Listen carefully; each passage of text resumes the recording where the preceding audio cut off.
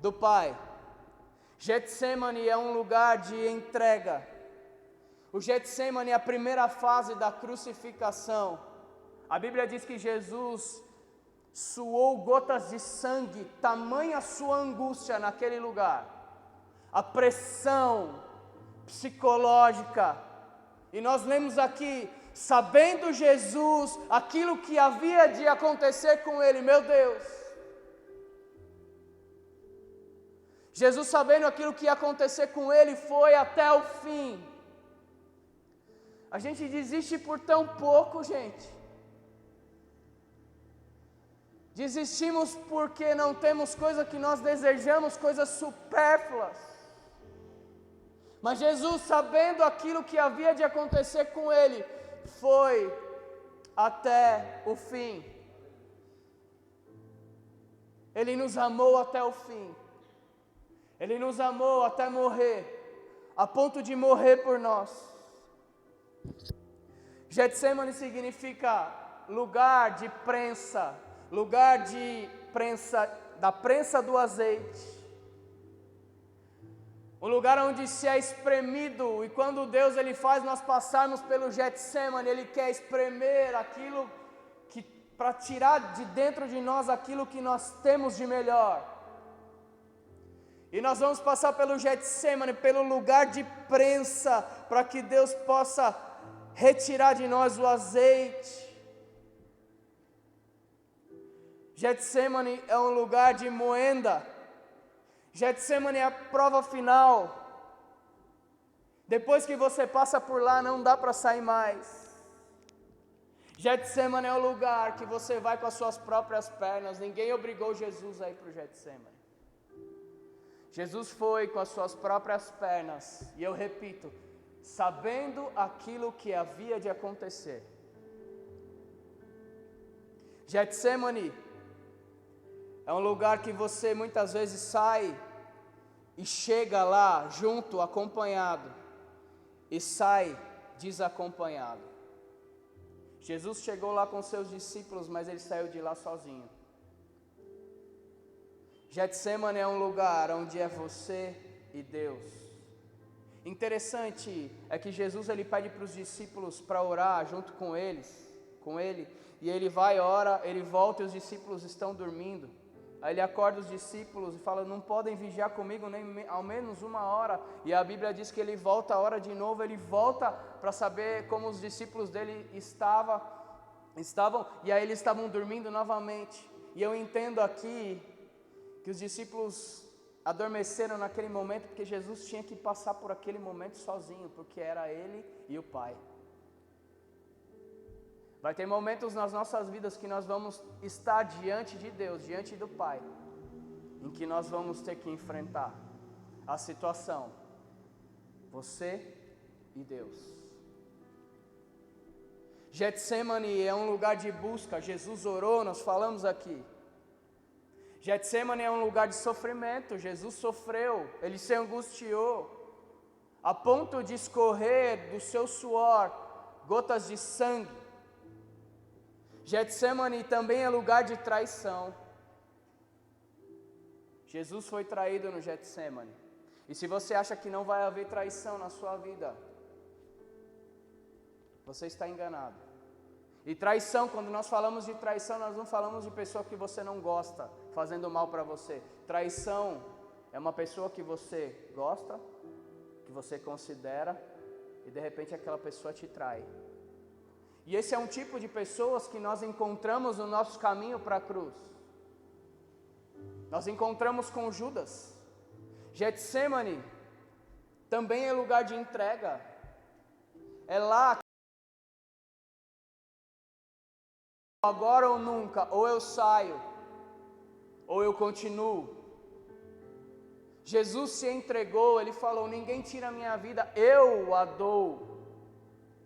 Ninguém podia pegar Jesus, irmãos. Nós lemos aqui, num dos versículos, que quando Jesus falou, eu sou, como o Senhor, Deus apareceu para Moisés lá na sarça ardente, dizendo, eu sou.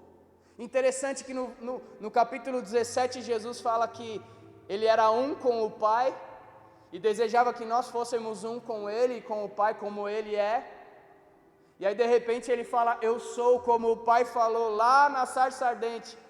E Ele, como Ele é um com o Pai, Ele fala, eu sou. E o poder de Deus cai sobre aqueles homens, e eles caem por terra. Ninguém pode prender Jesus. Ele se entrega. Getsemane é lugar de entrega. Getsemane é lugar onde nós vamos com as nossas próprias pernas, e nós temos que optar, nos entregar, para continuar. Ninguém tira a vida de Jesus. Jesus passou por tudo isso. Mas não é só Jesus que tem que passar pelo Getsemane, nós também temos que passar. Lucas capítulo 9, verso 23 diz assim, quem quiser vir após mim, negue-se a si mesmo, tome a sua cruz e siga-me. Se você é um discípulo de Jesus, se você é um seguidor de Jesus, você tem que se negar a si mesmo, tomar a sua cruz. Tomar a sua cruz não é que Deus vai colocar a sua cruz sobre você, não. Você tem que ir até ela, tomar ela com as suas mãos e caminhar, carregar a sua cruz. Você tem a opção, meu irmão, de repente de não carregar a sua cruz, mas aí você não vai ser um discípulo que vai seguir a Jesus. Você é simplesmente alguém que deseja a salvação, mas se você é um discípulo de Jesus e quiser seguir Ele, você tem que tomar a sua cruz para segui-lo. Cada um de nós que queremos seguir a Ele, temos que tomar a nossa cruz. Nós temos o nosso caminho. Eu quero falar rapidamente de 4 tipos de pessoas, que são os 4 personagens principais dessa história, que nós encontramos, 4 tipos de pessoas que nós encontramos na nossa caminhada para a cruz. Nós encontramos com Jesus, Judas, Pedro e João. Cada uma dessas pessoas tem uma representação, cada personagem representa um tipo de pessoa que você encontra no caminho para a cruz. Mas também pode representar você no caminho de alguém que está indo para a cruz. Você pode ser Judas na vida de alguém. Você pode ser Pedro na vida de alguém, você pode ser João na vida de alguém. Você pode ser aquele que traz a salvação, você pode ser aquele que traz Jesus para alguém. Jesus, ele representa a salvação, o modelo perfeito de tudo. Judas representa a traição. E nós vamos encontrar no meio do caminho a traição. Pedro representa o medo e a impulsividade. A gente não leu aqui, mas a Bíblia fala que Pedro cortou a orelha de Malco pela sua impulsividade. Aí Jesus fala para Pedro, Pedro, coloca a sua espada na sua bainha, porque todos aqueles que se movimentam pela espada morrerão. Pedro era um homem impulsivo. Na nossa caminhada para a cruz, nós nos encontraremos com Pedros. E nós também nos encontraremos. João representa aquele que vai até o fim. João acompanhou Jesus, irmãos. João acompanhou Jesus no momento da morte de Jesus, antes de Jesus morrer lá na cruz. Ele olha para João, porque João foi o único que estava lá do lado de Jesus o tempo todo. Ele olha para João, olha para sua mãe, olha para Maria e fala, mulher, eis aí teu filho. Olha para João e fala, Jesus crucificado ainda ensinando, irmãos. Olha para João e fala, homem, eis aí a tua mãe. E a Bíblia diz que João cuida de Maria até a sua morte. Quem é você na vida de alguém? Quem é você na vida de alguém? O que é que você tem levado para as pessoas? Você tem levado Jesus à salvação? Você tem levado Judas à traição? Você tem levado o medo, que é Pedro, a impulsividade? Ou você tem sido como João? João significa Deus é gracioso, representa a graça de Deus, aquele que não te abandona, a misericórdia de Deus, aquele que vai com você até o fim. Jesus, mesmo sabendo aquele que ia passar, foi até o fim. Será que eu e você sabemos que vamos passar por aflições, ser traídos, morrer, sofrer? Será que nós iríamos até o final? Muitos de nós iríamos fugir se estivéssemos na pele de Jesus. Muitos de nós já fugimos por muito menos. Desistimos quando pedimos e não conseguimos. Desistimos quando não temos dinheiro. Desistimos quando não temos a casa dos nossos sonhos. Desistimos quando não temos o carro dos nossos sonhos. Desistimos quando não temos o emprego dos nossos sonhos. E Jesus, não foi que Jesus podia só fugir, irmãos. Eu e você a gente pode fugir, mas Jesus, ele podia acabar com tudo. Ele tinha poder para acabar com tudo e com todos. Manso, mansidão significa isso, mesmo tendo poder, não faz, porque ele sabia que o propósito era maior, por amor a nós. Jesus não desistiu, ele foi até o fim, até o final, sofreu. Quando Jesus diz eu sou, todos caíram por terra. Ele podia acabar com tudo. Ele fala eu sou. E algo interessante aqui, nós vimos, eu fiz questão de ler, quando Pedro chega na casa de Caifás, ele fica ali do lado de fora. A Bíblia fala que João entra, porque João é aquele que acompanha de perto. João entra, Pedro fica do lado de fora, aí a mulher chega, a criada chega para Pedro e fala assim, você não é um deles? Aí Pedro fala, não sou. Enquanto Jesus fala, eu sou, Pedro fala, não sou. Enquanto Jesus assume a responsabilidade, Pedro se exime da responsabilidade. Quantas vezes, irmãos, na hora do vamos ver, nós falamos não sou para Jesus? Quantas vezes na hora que nós temos que agir, nós falamos não sou para Jesus? Enquanto Ele diz, eu sou o caminho, a verdade e a vida, eu sou a cura, eu sou a salvação, eu sou aquele que te leva ao Pai. Nós chegamos diante dEle e falamos, Ele nos chama e nós falamos não sou.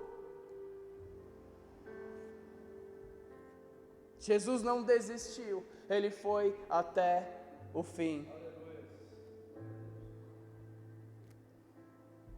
Nós temos que enfrentar todos os obstáculos do caminho para a cruz, porque quem quiser vir após mim, negue sua cruz, negue-se a si mesmo, tome a sua cruz e siga-me. Nós vamos encontrar com Judas, que representa a traição. Olha só, irmãos, como a Bíblia ela é cheia de riquezas. Judas representa a traição, mas Judas é a versão grega do nome Judá. Judá significa louvor, meu Deus. Judá significa louvor, e Jesus foi traído pelo louvor dos homens. Será que eu e você continuamos, mesmo quando não há louvor do homem? Será que eu e você continuaremos, mesmo quando não tiver aplausos, mesmo quando não tiver aprovação, mesmo quando não tiver louvor dos homens? Será que nós mesmo assim continuamos? Os aplausos são traiçoeiros. Na mesma hora que Ele te exalta, Ele também te abate. Pessoas que se movem por aplausos são abatidas por críticas. Será que mesmo depois da traição, mesmo depois que o louvor dos homens não estiver mais nos acompanhando no propósito, será que eu e você continuamos? Jesus continuou mesmo depois que foi traído pelo homem. Mesmo quando ele sabia que não haveria aplausos para ele, pelo contrário, haveria dor, haveria humilhação. A nossa motivação vai ser testada, irmãos. a nossa motivação vai ser testada. Qual é a motivação que te impulsiona? Por que é que nós nos dizemos seguidores de Cristo? Será que a gente caminharia sem o glamour? Será que nós caminharíamos sem o microfone? Muitos estão tendo essa prova hoje, tendo que caminhar sem ter um microfone, sem ter plateia, sem ter aplauso, sem ter aprovação. No caminho da cruz nós encontramos com Judas, aquele que representa a traição, aquele que representa o louvor do homem, para o próprio homem. Mas no caminho da cruz nós encontramos pessoas como Pedro. Pedro representa o medo, nós já falamos aqui, mas o nome de Pedro era Simão. Simão significa ouvinte. Será que nós continuaremos a caminhada mesmo quando os nossos ouvintes, representação de Pedro, mesmo quando a nossa plateia, na hora do vamos ver, nos negam, mesmo quando a gente começa a caminhar sozinho, quando a plateia para de te acompanhar de perto, começa só a te acompanhar de longe, mesmo quando a plateia te negar, será que a gente continuaria sem plateia, sem ouvinte? Será que se fosse só você e Deus, você continuaria? Será que eu continuaria? No caminho na cruz nós encontramos com Judas, nós encontramos com Pedro, mas no caminho da cruz nós também encontramos com João. João representa pessoas companheiras. João significa Deus é gracioso, e a graça de Deus é o favor de Deus, o favor imerecido de Deus. João representa as pessoas que nos acompanham até o final, de perto, e Deus coloca pessoas assim no nosso caminho.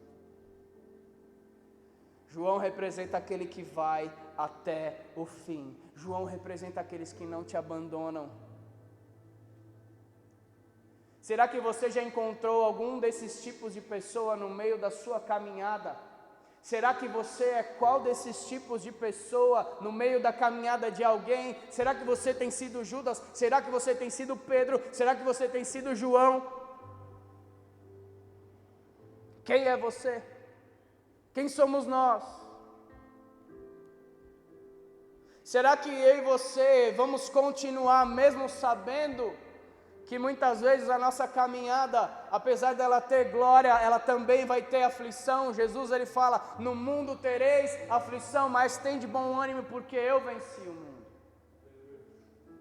Será que mesmo sabendo disso nós vamos continuar? Muitos querem vencer o mundo, mas vencer no mundo, mas Jesus venceu o mundo. Quando eu falo de vencer no mundo, eu estou falando da vontade do homem para o próprio homem. Quando eu falo de vencer o mundo, eu estou falando da vontade de Deus para o homem. Vencer o mundo é lutar contra o mundo e vencer no final. Vencer no mundo é você estar dentro do sistema e querer ser alguém dentro desse sistema. Quem é você? Quer vencer no mundo? Ou como Jesus, você quer vencer o mundo? Lutar e vencer e prevalecer. Quem é você?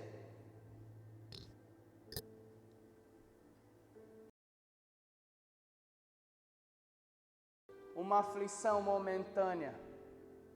O apóstolo Paulo fala a respeito disso. A nossa leve e momentânea tribulação não tem como se comparar com o peso de glória que está nos esperando na eternidade. Hoje você pode ter uma aflição momentânea, mas amanhã você vai ter uma alegria eterna. Aleluias! A aflição, ela é leve e momentânea, mas a eternidade, ela é duradoura e ela é alegre. E é isso que está esperando a mim e a você, irmãos. Deus tem bênçãos para nós nesse mundo? Tem. Ele quer fazer coisas boas nas nossas vidas? Quer. Mas mais importante do que gerar conforto para nós, é gerar eternidade em nós.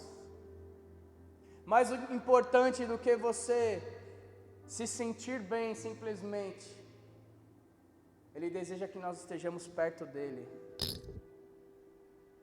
No Getsemane, os discípulos de Jesus estavam com sono, sonolentos.